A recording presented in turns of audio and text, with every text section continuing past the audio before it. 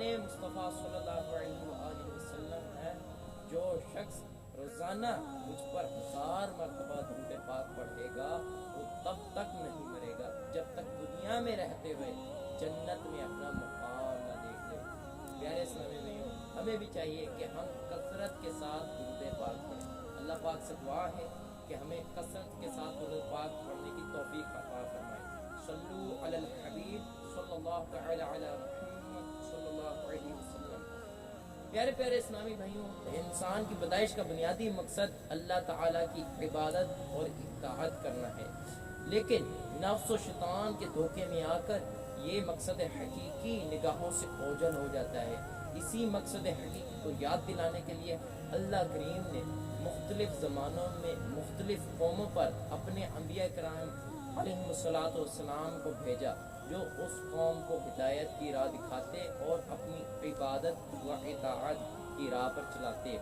آخر میں آپ صلی اللہ تعالی علیہ وسلم کو اللہ کریم نے بھیجا، جو آپ صلی اللہ تعالی علیہ وسلم آئے تو نبوت کا دروازہ بند ہو گیا۔ آپ صلی اللہ تعالی علیہ وسلم کے بعد نہ تو کوئی نبی تھا اور نہ کوئی نبی قیامت تک ہوگا۔ آپ صلی اللہ تعالی علیہ وسلم کو تمام جہانوں کے لیے رحمت بنا کر بھیجا۔ قرآن کریم میں ہے وَمَا أَرْسَلْنَاكَ إِلَّا رَحْمَةً لِلْعَالَمِينَ، ترجمہ تو اے محبوب ہم نے تمہیں تمام جہانوں کے لیے رحمت بنا کر بھیجا۔ معلوم ہوا آپ صلی اللہ تعالی علیہ وآلہ وسلم اس دنیا کے لیے بھی اور آخرت کے لیے بھی، دونوں جہانوں کے لیے رحمت بنا کر بھیجے گئے ہیں۔